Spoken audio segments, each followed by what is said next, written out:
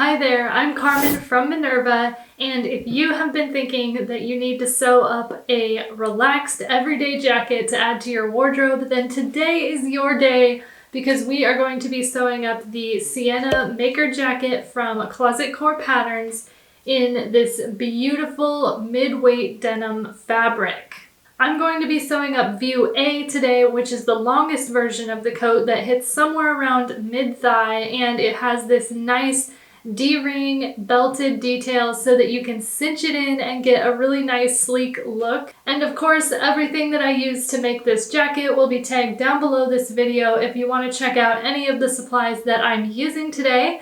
And let's get sewing. So this pattern comes in sizes 0 through 30, but the print version of the pattern, which I'm going to be using today, only has sizes 0 through 20, so if you do need sizes 20 through 30, you're going to have to check out the PDF version of the pattern where those sizes are available. So before we get started, you're going to need to figure out your size so that you know what size to cut out from the pattern. So to figure out your size, you're going to need to take 3 measurements: your bust, waist, and hip measurements. So your bust measurement is taken over the widest part of your bust. The waist measurement is taken around the smallest part of your waist. And your hip measurement is taken around the widest part of your hip, which is usually over your bum. Then you're going to want to choose the size that corresponds with your measurements based on the sizing chart. And if your bust, waist, and hip fall into different sizes on the sizing chart, then we can grade between sizes at those different points to get a really great fit. So for example, personally, I fall into a size 10 at the bust and waist and a size 14 at the hip. So I'm going to show you how I grade between a size 10 at the bust and waist up to a size 14 at the hip. And the technique that I show you today can be used to grade between any sizes that your measurements may fall into. So when it comes to grading between sizes, there's only 3 pattern pieces that we need to worry about, and those are the back, the front, and the lapel facing pieces. All of the other pattern pieces will be cut in either a size 10 if they fall above the waist, or a size 14 if they fall below the waist, like those large pockets that fall near the bottom of the jacket. So the easiest of the 3 pieces will be the lapel facing piece, where we can just cut a size 10 at the top and a size 14 at the bottom, and there are no size lines in between, so there's no need for grading in between the top and the bottom because we can just cut along the lines that are already on the pattern.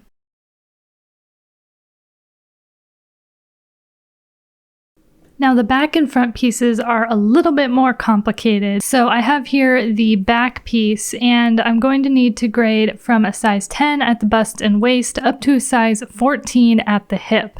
So I find the smallest part of the waist, which happens to be near the length and shorten line on this pattern, and I'm going to grade from the size 10 line at that point up to the size 14 line at the hip, which is going to be the widest part of the pattern. So I'm just going to draw in with my French curve ruler a nicely curved line connecting those 2 points, going from the size 10 at the waist by that length and shorten line up to a size 14 at the hip, which is near that lower notch.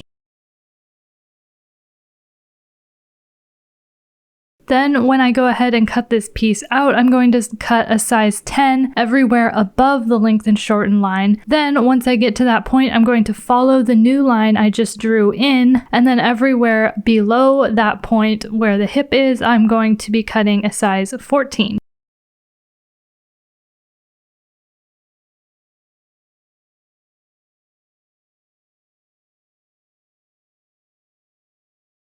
Then I'm just going to do this exact same thing on the front pattern piece to get them both graded. Now with the pattern pieces graded, we can then cut out all of our pieces out of the fabric. So I have cut 2 back pieces, 2 front pieces, 2 sleeve pieces, 2 of the bottom sleeve pieces, 2 of the front pocket pieces, 1 of the inside pocket pieces, one of the breast pocket pieces, one belt piece, one fabric and one interfacing of the belt vent facing piece, one D-ring strap piece, as well as 2 fabric and 2 interfacing of the lapel facing piece, 2 of the undercollar pieces, as well as 1 fabric and 1 interfacing of the top collar piece cut on the fold, and 1 fabric and 1 interfacing of the back neck facing piece also cut on the fold. Now we are almost ready to start sewing, but first things first, we need to apply our interfacing to the wrong side of the fabric on the pieces that we cut interfacing for, which for view A, which I'm sewing here, are the front lapel facing pieces, the back neck facing piece, the top collar piece, and the belt vent facing piece.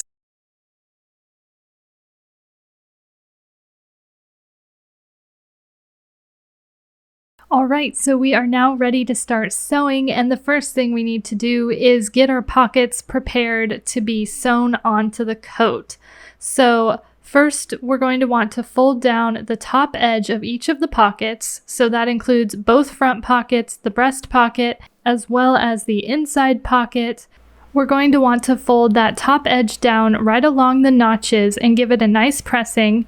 Then fold the raw edge up again so that it meets with that top fold, and so that the raw edges are hidden inside of the folds. Press it again and pin it.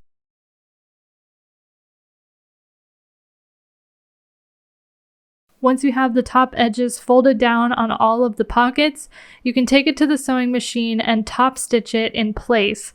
And I'm using actual top stitching thread for this because it looks really nice with the denim. And you may find that if you are also using top stitching thread, that your machine, like mine, prefers to have the top stitching thread only in the needle and regular thread in the bobbin. So if that's the case, then you want to make sure that you do your top stitching from the outside or the right side of the fabric so that the top stitching thread is on top. And another tip for top stitching thread, I also like to lengthen the stitch length a little bit. So I used a stitch length of 3 versus 2.5, which is what I used for everything except the top stitching thread. At this point, I serged the sides and bottom edges of all 4 of the pockets so that they would not fray later. And here's what we've got. Next, we can go ahead and press under 3/8 of an inch along the sides and bottom edges of all of the pocket pieces. And I pressed under all of the edges except for the short sides of the 2 large front pocket pieces because the short sides are going to be caught in the side seam. And now we are ready to start sewing the pockets onto the coat. So I have here the right front piece, and that is the side that the inside pocket is going to go on. So I already have marked here the pocket placement, which I transferred over from the pattern. So that's what that line there is. So I'm lining up the top of the pocket with that line that I transferred from the pattern, and then I'm just pinning it in place, pinning it along the sides and bottom edges that I have pressed the raw edges under. And once I get the pocket pinned in place and everything is looking nice and it's laying flat, I can then take it to the sewing machine and top stitch the pocket in place with the top stitching thread. Next up, we have the left front, and we're going to place the breast pocket on the left front pattern piece. So once again, I've marked my pocket placement, transferred over from the pattern, but this time I'm going to be placing the pocket on the right side of the fabric rather than the wrong side with the inside pocket. So once again, I'm lining up the top of the pocket with the pocket placement mark that I transferred over from the pattern, and then I'm just pinning it along the sides and bottom edges, and then I'm going to take it to my sewing machine and top stitch the pocket on about 1/8 of an inch in from the folded edge with the top stitching thread. Next up, it's time to place the 2 large front pocket pieces. So I have here the left front piece, and I'm going to grab the corresponding front pocket piece, and I'm going to pin the raw edge along the short side of the front pocket along the side seam of the jacket front. And I'm just going to make sure when I do this that I'm matching up the notch on the pocket piece with the notch on the side seam of the jacket front. Once I have the short side of the pocket pinned in place, I'm going to go ahead and place the bottom edge and the long side of the pocket using the pattern as my guide to make sure I get the placement correct. And if you prefer, you could definitely transfer the markings over with fabric marking chalk before putting the pocket on so that you know exactly where to place the pocket. And just keep in mind also that the pocket is not going to lay completely flat on the jacket front because it's designed to be really nice and roomy so that you can fit lots of things into those nice big pockets.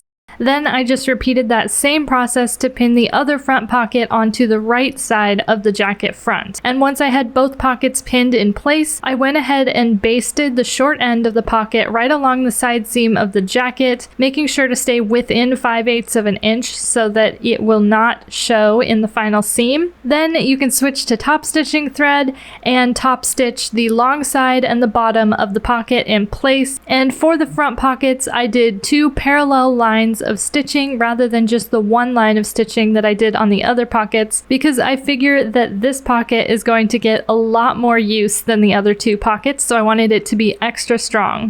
Now it's time to sew in the belt vent facing so that we can get a nice clean finish for the opening that the belt is going to go through. So first up, I have the belt vent facing piece, and I'm just folding in each of the 4 edges by 3/8 of an inch and ironing it in place. So folding it wrong sides together, and I'm trying to get nice 90-degree corners that are not too bulky by folding in the edges of the corners at 45 degrees so that they meet in the middle and create that nice sharp corner.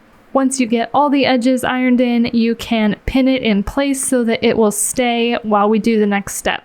With the edges ironed in, we can now pin the belt vent facing piece to the left front of the jacket with the right sides together. So I'm just matching up the marking that I've transferred in from the pattern on the front piece with the marking on the vent facing piece. Once I have them matched up, I'm just going to pin it in place with right sides together, and I'm just going to stitch a rectangle all the way around that line down the center of the vent facing piece, 1/8 of an inch away from the line.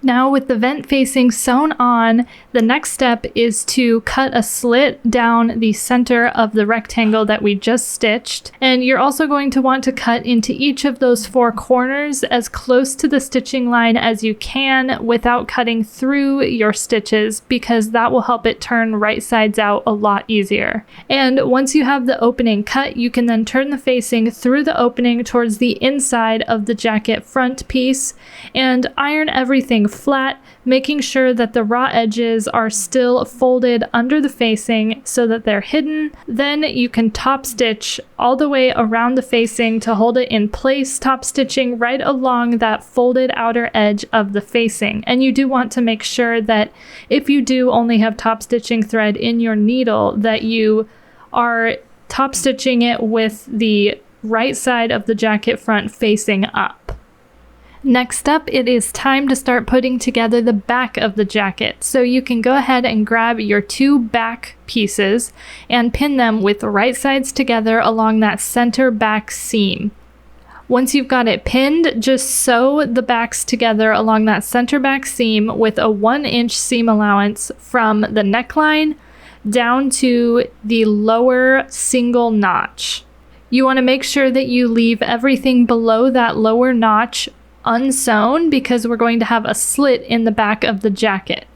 And once you get the center back seam sewn, you can press the seam allowances open, then fold under the outer edge of the seam allowances so that it meets up with the seam to hide the raw edges inside, iron everything nice and flat, pin it in place, And then you can take it to the machine and top stitch right along the outer edge of each of the seam allowances where the fold is to hold it all in place. Once again, just making sure that you're sewing from the right side of the fabric so that your top stitching thread will be on top.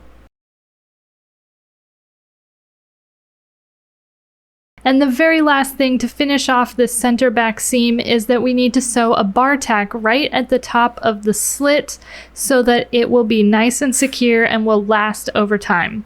So to sew the bar tack, I set my machine to a zigzag stitch with a width of 3 and a length of 0.3. So it's a regular width, very short length zigzag stitch. Then I sewed one line forward and one line backward of that zigzag stitch across the area where I want my bar tack to be, right above that slit.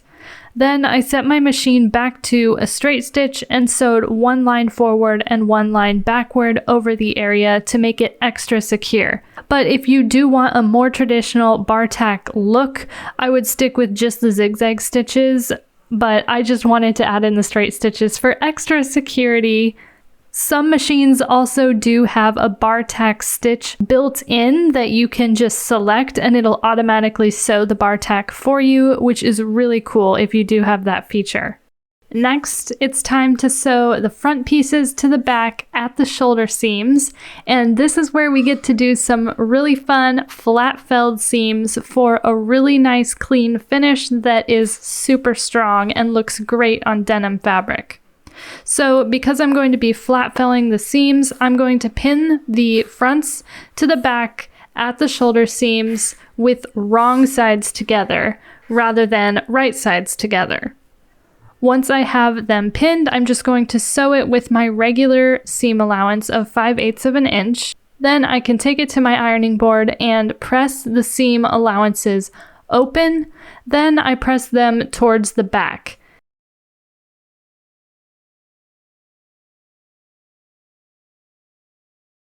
Once I have them pressed towards the back, then I can go in and trim with my scissors the bottom seam allowance to about 1/2 of the width of the upper seam allowance.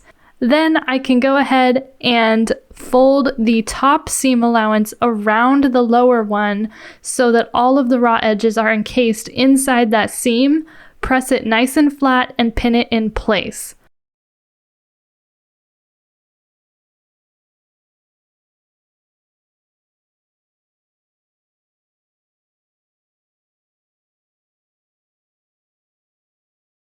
Once everything is pinned in place, I can take it to my machine and top stitch the folded edge of the flat felled seam in place with my top stitching thread, and it gives a really nice, beautiful finish.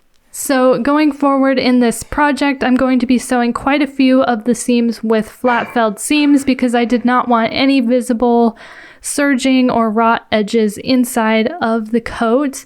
So every time that I say I'm going to be sewing the seam with a flat felled seam, this is the process that I'm going to be using, sewing it wrong sides together, ironing the seam allowances, folding them under each other, and top stitching in place. Now it's time to go ahead and sew the side seams. So we want to pin the front to the back at the side seams, lining up all of those notches.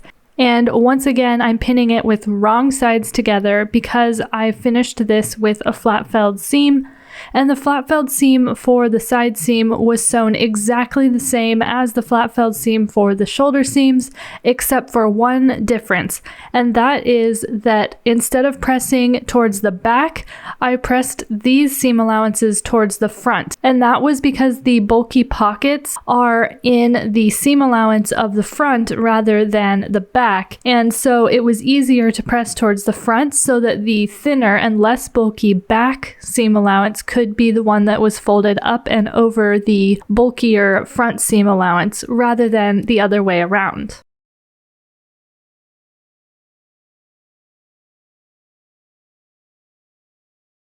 Next up, it's time for the facings. So we're going to need the back neck facing as well as both of the front lapel facings.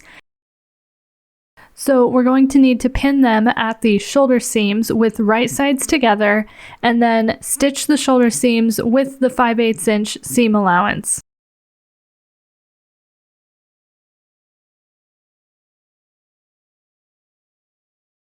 Once the shoulder seams are sewn, we can go ahead and press the seam allowances open.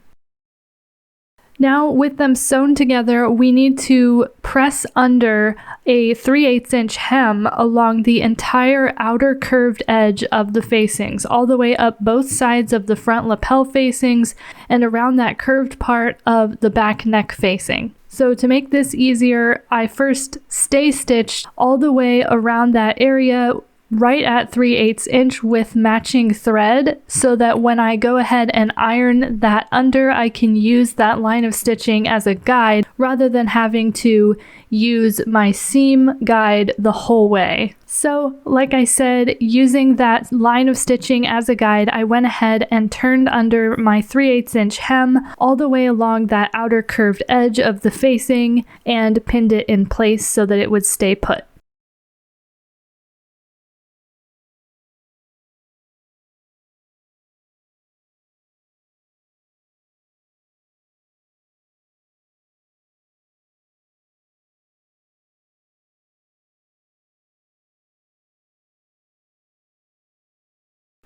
Now we're ready to start putting together the collar. So we need to attach the top collar, which is the interfaced collar piece, to the neckline of the facing piece. So first we need to pin the curved edge of the collar along the neckline of the facing piece between the inner circles. So we're matching up those inner circles as well as the notches along the neckline of the facing piece.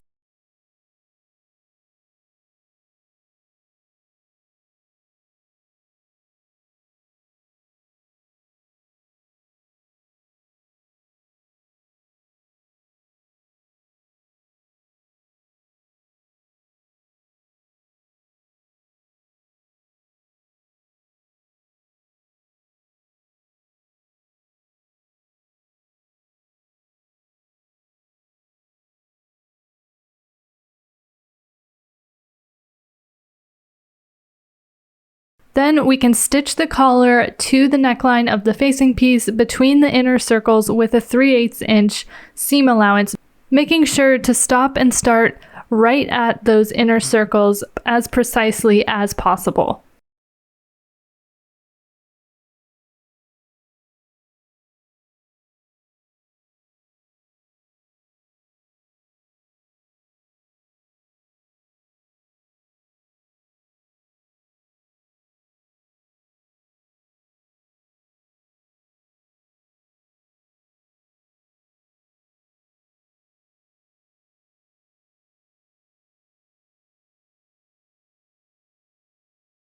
Next, we can continue attaching the collar to the facing by pinning them together between the inner and outer circles on either side of the collar piece.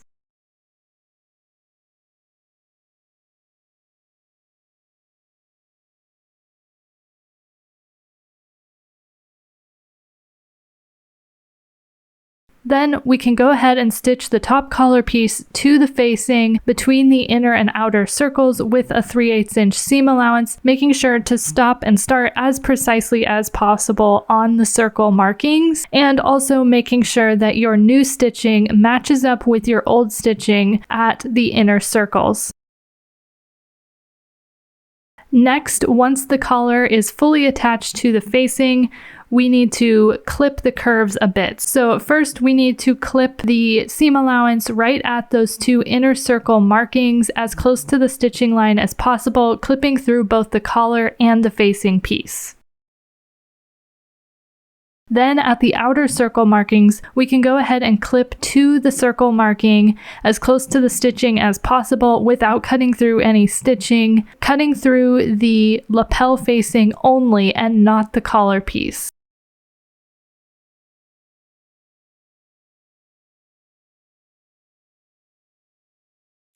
Then we can go ahead and press those seam allowances open. Then once everything's pressed open and flat, we can set aside the facing and top collar pieces for later because it is time to move on to attaching the under collar to the jacket.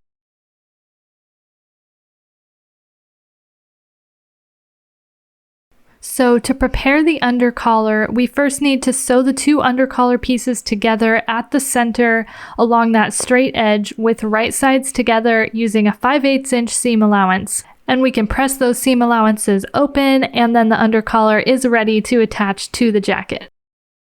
Now to prepare the jacket neckline for attaching the collar, we first want to stay stitch between the inner circles at a 3/8 inch seam allowance so that the jacket will not stretch out when we try to attach the collar.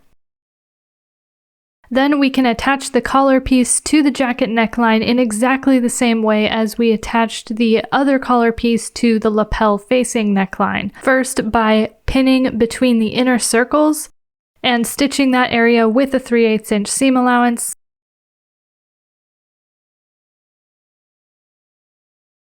Pinning between the inner and outer circles on either side of the collar piece and stitching that with a 3/8 inch seam allowance, making sure that the stitching matches up at that inner circle.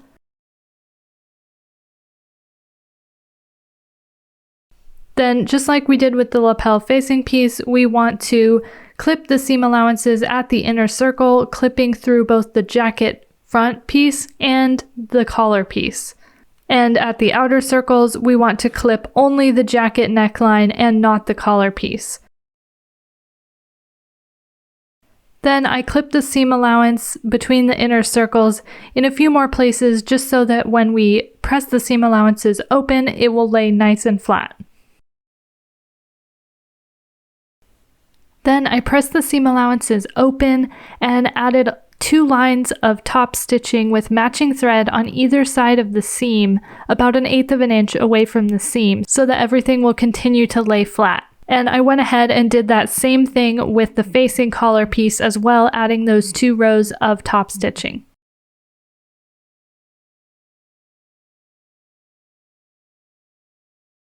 Now it's time to prepare the belt and the D-ring strap for the jacket. So the first thing I did was press in the long straight edges of both the belt and the D-ring strap by 1/2 inch using my seam guide to make sure I was pressing it in by the right amount.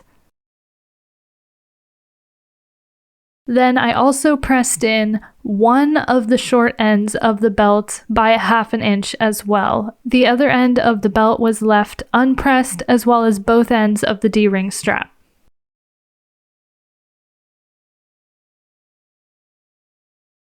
Then, with wrong sides together, I folded the belt and the D-ring strap in half, encasing all those raw edges inside, and lining up the long pressed edges together and pinning everything in place. Then, to get everything nice and finished, I top stitched about 1/8 of an inch away from the edge with top stitching thread along all of the folded finished edges of the belt and the D-ring strap. So on the D-ring strap, I top stitched the 2 long edges, leaving the unfinished ends not top stitched. And on the belt, I top stitched the 2 long edges and the finished short edge. Now we can slide both of the D-rings onto the D-ring strap and fold the D-ring strap in half, matching up the short ends of the strap and pinning them in place. Just make sure that when you do this, that the top stitching thread is facing towards the outside and not towards the inside.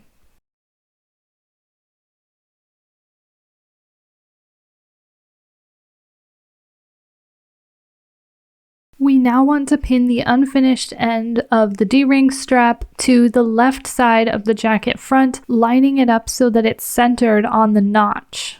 Then, with right sides together, the right side of the belt being the side with the top stitching thread showing, we want to pin the unfinished end of the belt to the right side of the jacket front, centering it on the notch. Then we can baste both of these in place with a 1/4 inch seam allowance so that it won't show later. Now it's time to go ahead and finish the collar and the front of the jacket. To do this, we want to pin the undercollar to the top collar with right sides together and pin the lapel facing along the front of the jacket, making sure that all the notches are lined up and that the points of the collar are also lined up.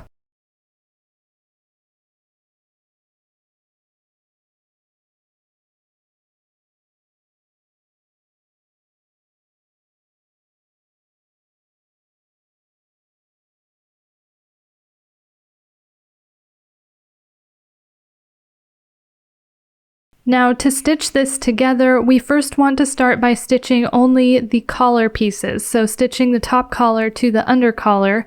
So we want to stitch these together with a 3/8 inch seam allowance, starting and stopping right where the collar intersects with the lapel facing piece. Then you want to make sure and turn the collar right side out briefly just to check to make sure that everything is lining up properly. Then if everything looks good, you can start right where you left off and stitch the lapel facing to the jacket front along the raw edges with a 3/8 inch seam allowance on both sides.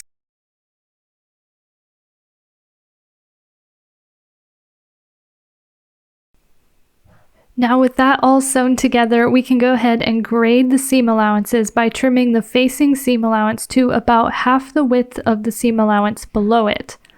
I also went ahead and trimmed the seam allowance around the collar and lapel points so that when we turn it right sides out, it will turn right sides out a little bit nicer.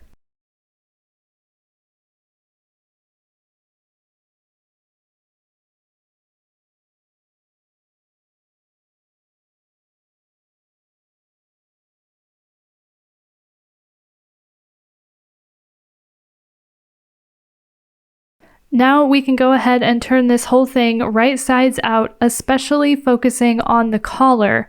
And here is where a point turner like this one can be really useful because you can use it to gently press the points out so that the collar points and the lapel facing points are really nice and crisp, which helps it to look really professional.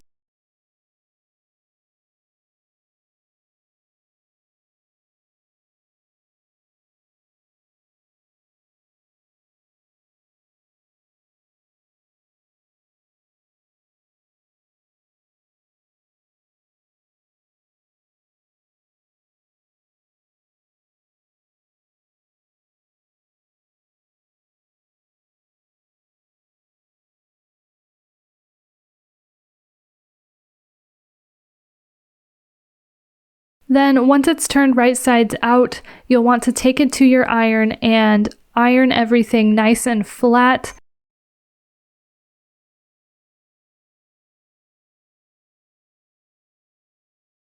Then to finish everything off, you can sew a line of top stitching with the top stitching thread right along that finished edge all the way up the front of the jacket and around the collar.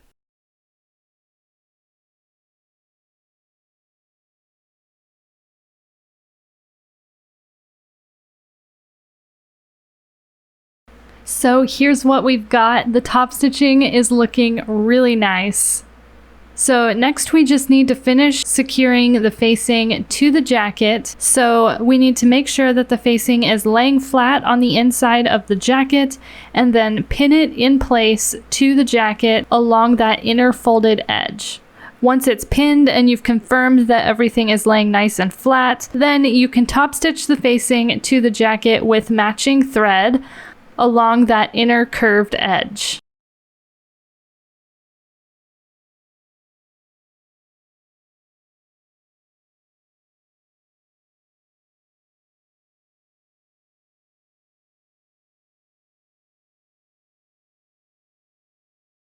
And at this point, you should have a beautiful finish on the inside without any visible seam allowances. And all we have left are the sleeves and the hem. So let's go ahead and get started with the sleeves. So you're going to need the top sleeve and the bottom sleeve pieces. And the first thing we want to do is pin the bottom sleeves with the corresponding top sleeve pieces along the side with the double notch. And I'm pinning them wrong sides together because I'm going to be finishing it with a flat felled seam. But if you are not using a flat felled seam, then you'll want to sew them with right sides together with a 5/8 inch seam allowance.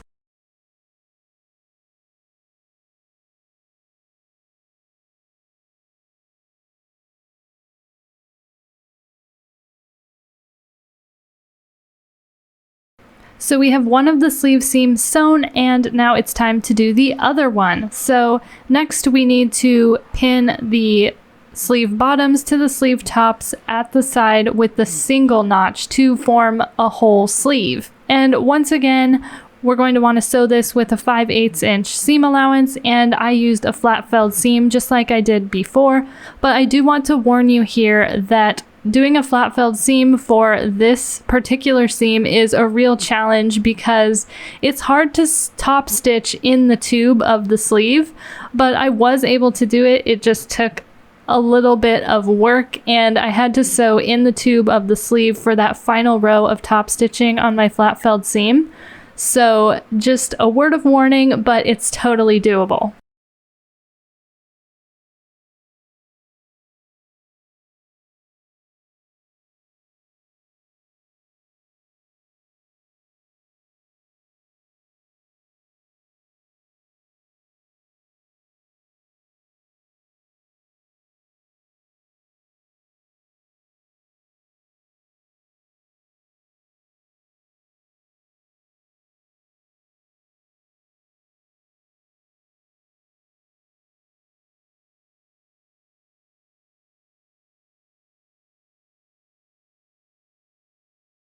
So we now have two beautiful sleeves, and it's time to attach them to the jacket.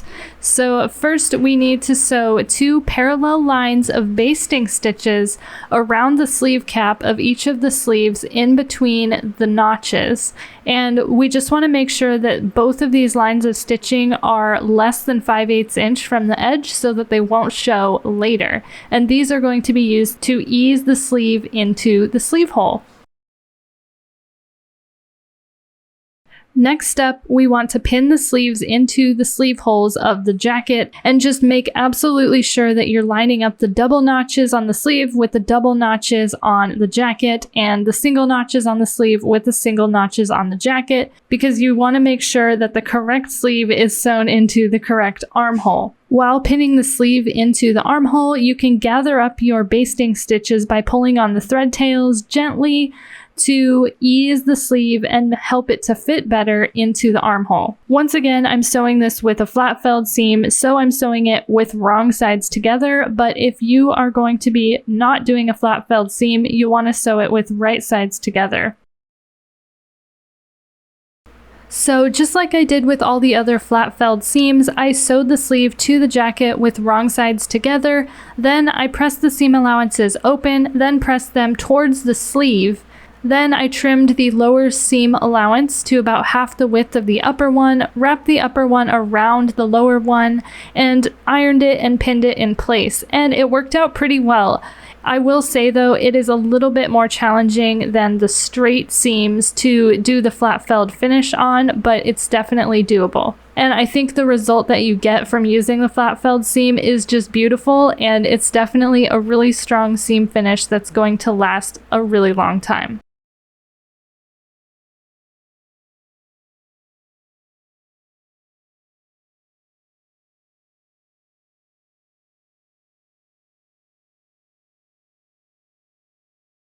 Now you've basically got a jacket that is ready to roll. All we have left to do is to hem the sleeves and hem the jacket. So to hem the sleeves, I pressed under the raw edges at the ends of the sleeves by 1/2 inch. Then I pressed them up again by another 1/2 inch, pinned in place, and then top stitched with the top stitching thread. The instructions did say to hem them by turning it up by 5/8 inch twice, but I preferred to do 1/2 inch because I just wanted slightly longer sleeves. So just choose whatever width of hem that you want for your own project. Now to hem the jacket, I pressed under the raw edges along the entire bottom of the hem by 1/2 inch and ironed it.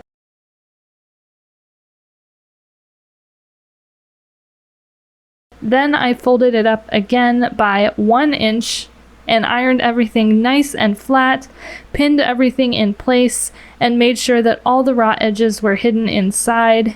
And once again, I top stitched it in place with top stitching thread. And your jacket is now done. So here is the finished jacket. and I hope that you are feeling confident to take on sewing your own jacket. And thank you so much for watching. I hope you enjoy these clips of this jacket in action. It's really a great casual chore jacket or layer to just throw on in the fall or spring when the weather isn't super warm and also isn't too cold. And if you have any questions about this project, be sure to leave a comment and we will get back to you. Also, be sure to click that follow button above this video to follow Minerva to see more videos like this one. And of course, happy sewing!